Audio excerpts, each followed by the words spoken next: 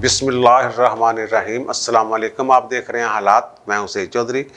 मरीम नवाज शरीफ ने आज वज़ीर आज़म इमरान खान की दुखती रग छेड़ दी है, बल्कि उस पर थोड़ा मार दिया है, जिसकी आवाज़ यकीनन पनी गाला उनके घर तक सुनी गई होगी। अगर वज़ीर आज़म को कोई तकलीफ़ पहुँची है उससे, तो फिर घर वालों को भी ज़ाहिर है अच्छा नहीं लगा होगा। और फिर जो DGISI के हवाले से तनाज़ा चल रहा है इस्लामाबाद और रावलपिंडी के दरमियान, उस तनाज़ा के हवाले से मरीम नवाज शरीफ का क्या मौक़िफ़ है, उन्होंने अपना वज़न किन के पलड़े में डाला है, इस पर बात करेंगे। और फिर हाँ, उन्होंने एक बड़ी धमकी, एक और धमकी दे दी है, और ये पिछली धमकी से मिलती जुलती एक बात है, इस पर बात करेंगे। और जो हमारे चेयरमैन नैब हैं जस्टिस रिटायर्ड जवेद इकबाल साहब, वो तरमीमी आर्डीनेंस जारी होने के बावजूद परेशान क्यों हैं, इस पर आगे चल के बात होगी। लेकिन इससे पहले जो हमारे वज़ीर आला पंजाब हैं उस्मान बुज़दार साहब, उनके लल्ले तलल्ले ख़त्म होने में नहीं आ रहे। खबर है वो या कह लें कि चुंटी के भी पार निकल आए हैं। जब कहते हैं चुंटी के पार निकल आए, तो वो आखिरी उनके का दौर होता है, आखिरी दौर में चुंटी के पार निकलते हैं। तो भाई साहब के पास पहले ही एक हेलीकॉप्टर है सैर सपाटों के लिए, सफ़र के लिए, और उसकी मालियत कहते हैं कि 1 अरब 40 करोड़ रुपए है। और फिर वो एक त्यारा ख़रीदने जा रहे हैं जिसकी मंजूरी दे दी गई है, और उस त्यारे की कीमत को 10 अरब रुपए के राउंड अबाउट है। वो ज़ाहिर है थोड़ा बहुत आगे पीछे हो जाते हैं, लेकिन उसका तखमीना जो है वो 10 अरब का है। और फिर बुलेट प्रूफ गाड़ियाँ, मज़ीद बुलेट प्रूफ गाड़ी, पहले भी 11 गाड़ियाँ हैं जो उनकी फैमिली और इनके इस्तेमाल में है, बुलेट प्रूफ लग्जरी। अब कहते हैं कि एक नवी गड्डी और चाहिए है। और फिर वज़रा के लिए 46 जो नई गाड़ियाँ मंगवा रहे हैं लग्जरी। पहली मरतबा पंजाब हुकूमत जो है ये 1800 सीसी गाड़ियाँ जो है ये अपने वज़रा को देने जा रही है। हालांकि 2018 में नई गाड़ियाँ वज़ीरों को दी गई थी। अब ये इस पर जनाब अरबों रुपए खर्च करेंगे। यही अगर अमाउंट, जो पैसे हैं, जो कहते हैं ना बचत की बात करते हैं कि जनाब हमें तो ये कहते हैं कि जनाब आप एक नवाला कम खाएं, एक रोटी कम खाएं, चीनी के 9 दाने कम कर दें 100 की बजाय, और ख़ुद अपने जो, क्योंकि ये इनकी जेब से नहीं जाना, ये सरकार ने देना है। और वो जनाब जो है वो चल रहा है समरी सुमरी, इधर से उधर, उधर से उधर। अब रौला शोला पड़ जाए तो अलग बात है, लेकिन ये भाई साहब कहते हैं मैंने एक त्यारा भी चाहिए था। हेलीकॉप्टर तो है, 1 अरब 40 करोड़ वाली सवारी जी बैठन तक की मज़ा, कम से कम 10 अरब तो होना चाहिए था ना। यही रकम अगर ये पब्लिक ट्रांसपोर्ट पे इस्तेमाल कर लें। शायद आपको पता हो कि एक लाहौर ट्रांसपोर्ट कंपनी थी जो लाहौर में लोकल जो बसें थी सरकार चलाती थी, वो 1.5-2 साल से बंद पड़ी हैं। मेरे ख्याल 2 साल हो गए हैं उसको। अगर यही खर्चा जो आवाम के लिए इस्तेमाल हो जाते पैसे, उनकी बहबूद के लिए जाते, अगर वो 1600 सीसी गाड़ी में, क्या वज़ीर साहब को जो है वो बैठना मुश्किल है क्या नहीं है। वो यार वो जहाँ जाते हैं क्या करते हैं क्या नहीं करते सबको पता ही है उनकी कारकर्दगी का। लेकिन वो कहते हैं ना हमारे जो अखराजात हैं उनमें कमी नहीं आनी चाहिए, आवाम भुखे मर दे तो मर जाए।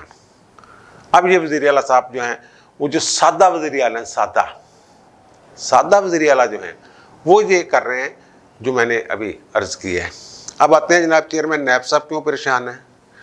वो आपको याद होगा कि इनकी जो पहली तकर्री थी वो अक्टूबर 2017 में हुई थी।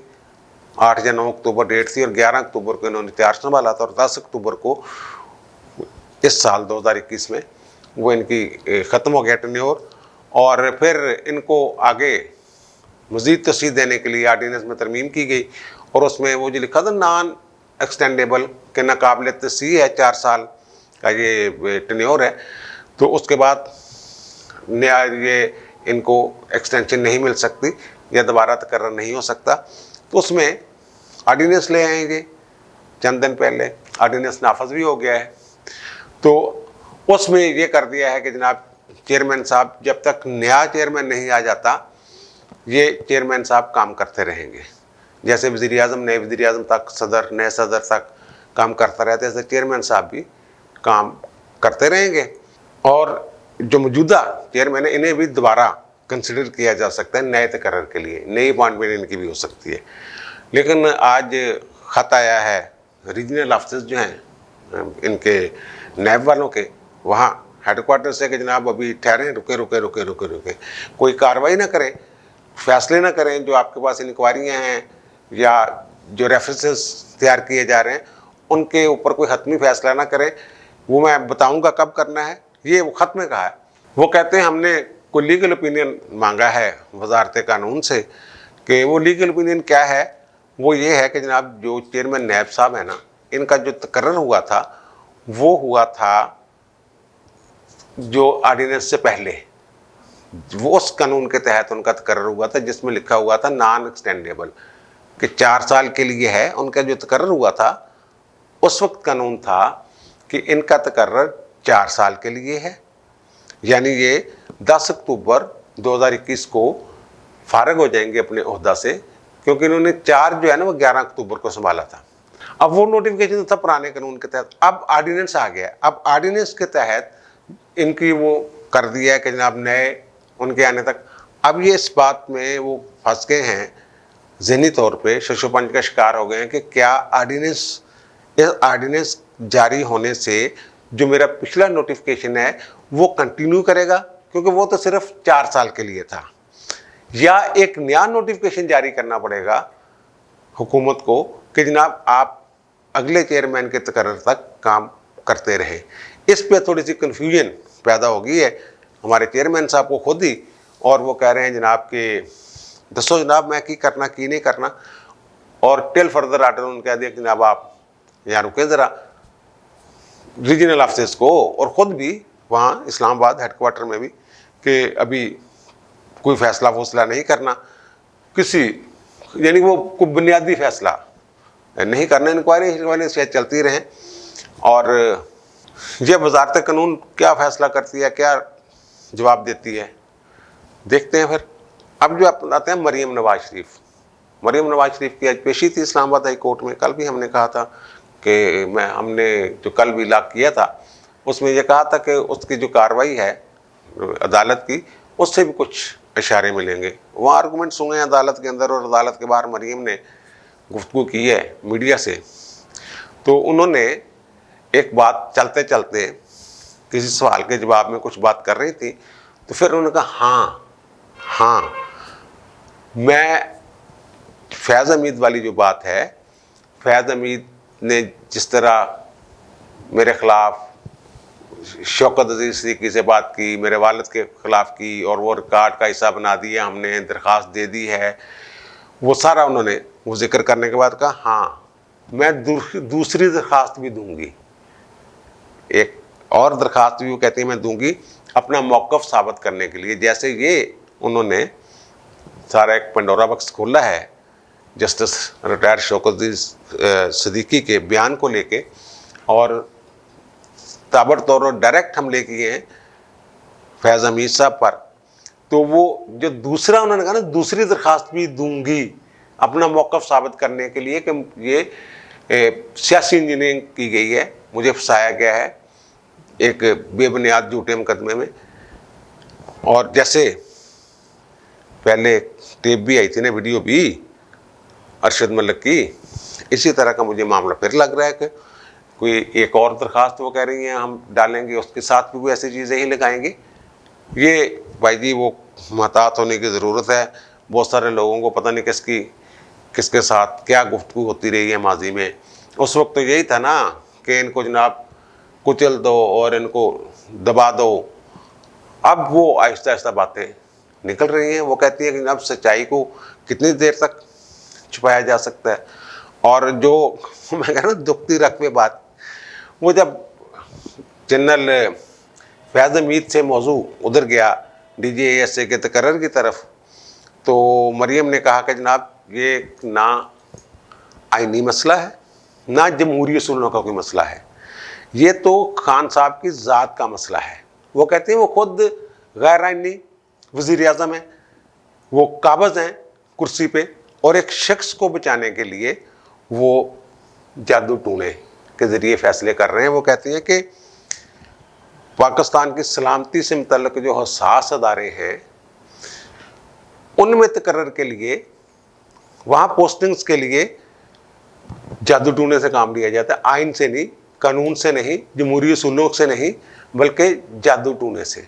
कल वाले वीलाग में मैंने भी हल्का सा ये इशारा किया था कि इस्तिखारा भी हो सकता है और फाल भी, तो उन्होंने कहा जनाब वो जादू टूने के उन्होंने गर्दान की है पूरी, और खान साहब इससे बहुत चिढ़ते हैं। बल्कि खान साहब के जो अहले खाना हैं खातून अव्वल, वो भी बड़ा इस पर गुस्सा करते हैं। उन्होंने कहा जनाब जादू टूना, जाड़ फूंक और फिर तोता फाल, इस तरह के उन्होंने अल्फाज इस्तेमाल किए कि उनके ज़रिए जनाब ये हुकूमत चला रहे हैं। जिन्नात, वो कहते हैं अगर जिन्नात के ज़रिए या झाड़ फूंक के ज़रिए या जादू टूने के ज़रिए हुकूमत चलानी है तो फिर उसको अवाम की भलाई के लिए, बहबूद के लिए भी इस्तेमाल किया जा सकता। इन जिन्नात को कहें कि इन मामलात में टांगे अड़ाने की बजाय ये ऐसा करें कि सस्ती कर दें चीनी, पेट्रोल सस्ता करवाएं जिन्नों के ज़रिए। वो कहते हैं असूलों का मसला ही नहीं, चीनी सस्ती करवाएं, आटा सस्ता करवाएं। ये तो एक ऐसे शख्स को उस ओहदे पे रखना चाह रहे थे, फैज़ अमीर साहब को, जो इनके लिए तोड़ फोड़ करता है, खाट पिशाट करता है और फिर वो इनकी हुकूमत चलाता है। चेयरमैन नैब का भी यही मामला है, वो कह रही है यहाँ भी यही मामला है। और फिर जादू टूने पे उन्होंने जोर रखा है ज़्यादा, और खान साहब जादू टूने से चिढ़ते। एक जब कश्मीर के वज़ीर आज़म का तकर्रर हुआ है ना, उस वक्त एक अखबार जंग की ये लीड थी, सुपर लीड, कि जनाब दरबारों को या पता नहीं दरबारों को मानने वाले को वज़ीर आज़म आज़ाद कश्मीर मुकर्रर करती है, इस तरह की बात थी उसमें। तो वो खान साहब जंग के इश्तिहार रोक दिए थे। अभी चंद हफ्तों की बात है, अभी हाल ही में तो कश्मीर के इलेक्शन हुए ना, आज़ाद कश्मीर के, उसके बाद। और फिर खान साहब ने अपने तकरीर में भी कहा कि जनाब जादू टूनों का जिक्र होता है, जंतर मंतर का जिक्र होता है। तो वो मरियम कह रही है जंतर मंतर हिसाब किताब ये अवाम की बहबूद के लिए क्यों नहीं इस्तेमाल होता? सिर्फ एन, अलफ, ए से शुरू होना चाहिए, एन से शुरू होना चाहिए, फे बड़ा अच्छा है आपके लिए, इस तरह नहीं होता। वैसे खान साहब जो है ना, ये बात खान साहब जो कहते हैं रूहानियत, रूहानियत तो एक अलग चीज़ है ना। खान साहब कहते हैं रूहानियत, रूहानियत एक साइंस है। ये साइंस होता है 2 + 2, जैसे आपको पता है साइंस सब्जेक्ट जो होते हैं वो उससे 8 से अलग चीज़ होती है, वो जिसमें सीधा सीधा नतीजा निकलता है, 2 टोक, उसको साइंस कहते हैं। और वो कहते हैं ये रूहानियत जो है, रूहानियत भी एक साइंस है। मेरा ख्याल है कि उनका पक्का अकीदा है। वैसे तो ये शायद हज़रत शेख अब्दुल कादिर जिलानी के साथ ये रवायत है कि वो कहें कि अगर कोई बंदा आपको फ़ज़ा में उड़ता हुआ नज़र आए और वो शरीयत का पाबंद ना हो तो आप उसे कभी वली अल्लाह तस्लीम ना करें। बल्कि मुसलमान भी नहीं है वो, जो शरीयत का पाबंद नहीं है, वो कुछ यानी कि वो कह लें कि दायरा इस्लाम से खारिज तो नहीं कहें अगर मुसलमान है, लेकिन वली अल्लाह नहीं हो सकता, पाक बात परहेज़ नहीं हो सकता। और यहाँ जो बंदा न जुमे की नमाज में किसी ने देखा है, ना ईदैन की नमाज पढ़ते हुए देखा है उन्हें, ना किसी जनाजे में देखा है, वो उठ के भी दिखा दे। रूहानियत की पता नहीं किस मंजिल पे बैठे हुए हैं, रूहानियत की, सॉरी माफ़ी चाहता हूँ, रूहानियत तो खैर एक अलग चीज़ है। अब उनका जो क़ीदा है वो बाबों के पास भी जाते रहे हैं। मियाँ बशीर साहब का वो खुद जिक्र करते हैं कि जनाब मैं वहाँ गया, मेरी ज़िंदगी बदल गई, फिर फ़लाँ बाबे के पास गया, वहाँ ज़िंदगी बदल गई।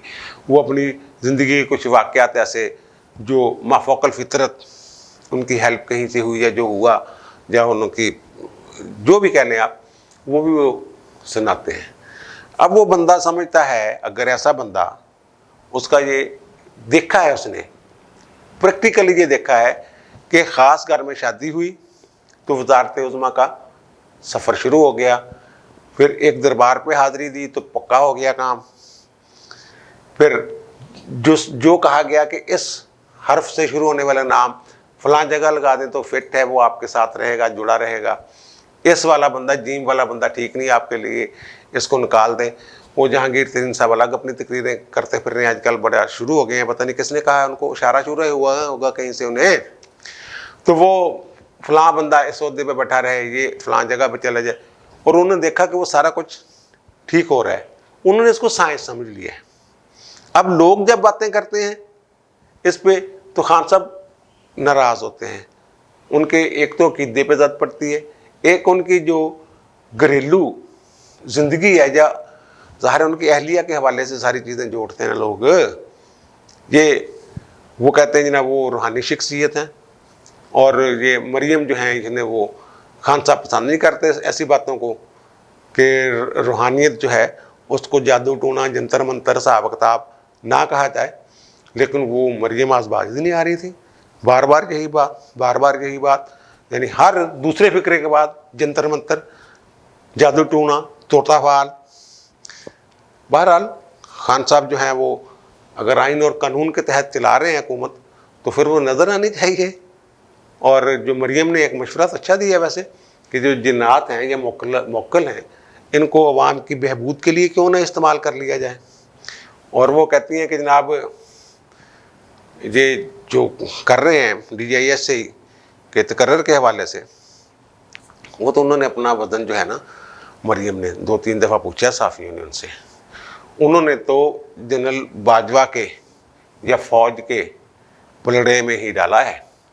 وہ کہتے ہیں یہ آئین اور قانون کی تو بات ہی نہیں ہے، یہ تقرر والی جو خان صاحب کہہ رہے ہیں، وہ کہہ رہے ہیں ہمیں سیاسی شہید بننے کی کوشش کر رہا ہے، جیسے سارے کہہ رہے ہیں، سارے مبصرین جو ہیں اسی طرح کی باتیں کر رہے ہیں کہ وہ جناب کو نواز شریف بننے کی کوشش کر رہا ہے۔ وہ کہتے ہیں نواز شریف بننے کی کوشش نہ کرو بھائی جی، نواز شریف نے تو جیلیں کٹی ہوئی ہیں، آپ کی سیاسی پہچان کیا ہے، سیاسی ساکھ کیا ہے، وہ 3 دفعہ کا وزیر اعظم ہے، اور اس کا بنتا تھا یہ کہنا کہ مجھے کیوں نکالا، ووٹ کو عزت دو، کیونکہ وہ عوام کی طاقت سے، ووٹ کی طاقت سے آیا تھا، وہ کہہ رہی ہیں۔ اور آپ جن کے کندھوں پہ بیٹھ کے آئے ہیں وہ انہی کے ساتھ بگاڑ کے بیٹھے ہوئے ہیں، اور ایک بندے پہ آپ نے ہاتھ رکھا ہوا ہے کہ یہ میری حکومت چلاتا ہے، اکھاڑ پچھاڑ کرواتا ہے، وہ سینٹ دے الیکشن پھر پنجاب اسمبلی سیٹاں گھٹ سی نون لیگ تو انہاں دی، لیکن جوڑ توڑ جہانگیر ترین خود کہندا کہ میں جوڑ توڑ کتے نے، کتے بندے لیا کے دیتے نے، 20 بندے اتوں لے آتے، 5 اتوں لے آتے، 10 اتوں لے آتے۔ وفاق میں بھی ایسے، کل بھی میں نے عرض کیا تھا، اگر جن پہ یہ انحصار کرتے رہے ہیں، جن کی بیساکھیاں ہیں، وہ کسی کی حمایت نہ کریں، نہ پیپلز پارٹی کی نہ نون لیگ کی، تو 10-11 بندے، صرف 10-11 بندوں کی بات ہے نا، وہ بندے توڑنے ہیں اور ان کی حکومت نے گر جانا ہے، اور ان کے لیے وہ کوئی مشکل نہیں ہے، اور وہ فائنل جب کھیلیں گے کوئی اس طرح کی حرکت کریں گے کہ میں بھی ان کو قبل از وقت گھر بھیج دیں۔ اور مریم تو کہتے ہیں کہ ہم نے ان کو سیاسی شہید نہیں بننے دینا، مزید گندہ کرنا ہے، دیکھیں کیا ہوتا ہے۔ مریم نواز نے تو جو کہا ہے DGIS کے حوالے سے، تقرر کے حوالے سے، جناب یہ فرد واحد کی خواہش ہے کہ یہی رہے کیونکہ یہ میرے کام آتا ہے، لیکن دوسری طرف جو ہمارے فواد چودھری صاحب ہیں وزیر اطلاعات، انہوں نے خوشخبری سنائی ہے قوم کو کہ جناب مکمل ہو گئی ہے مشاورت، وہ پتہ نہیں وہ کوما انورٹڈ کوماز میں ہے یا دوسری ہے، جو بھی ہے، وہ کہتے ہیں وزیر اعظم اور GHQ یعنی وہ جنرل باجوہ کے درمیان مکمل ہو گئی، اور پھر پروسیس شروع ہو گیا تقرر کا۔ وہ کس کو لاتے ہیں، کیا کرتے ہیں، کیا نہیں کرتے، کس کی عزت جو ہے، وہ کہتے ہیں جناب کسی کی عزت پہ حرف نہیں آنے دیں گے، کسی کی عزت پہ حرف نہیں آنے دیں گے۔ اگر ندیم انجم صاحب نہیں آتے تو باجوہ صاحب کی عزت پہ حرف آ گیا نا، اور ان کی عزت وزیر اعظم کی اس صورت میں بچ گئی کہ انہوں نے کہا میں نے تو کہا قانون کے مطابق کریں جناب، وہ 3-4 نام بھیجیں تو ان میں سے ایک بندہ دیکھیں گے ہم، تو ہو سکتا ہے وزیر اعظم کو بھی ندیم انجم صاحب ہی پسند ہو۔ اب مجھے دیجیے اجازت، انشاءاللہ دوبارہ ملاقات ہوگی نئے ویلاگ کے ساتھ۔ اللہ حافظ۔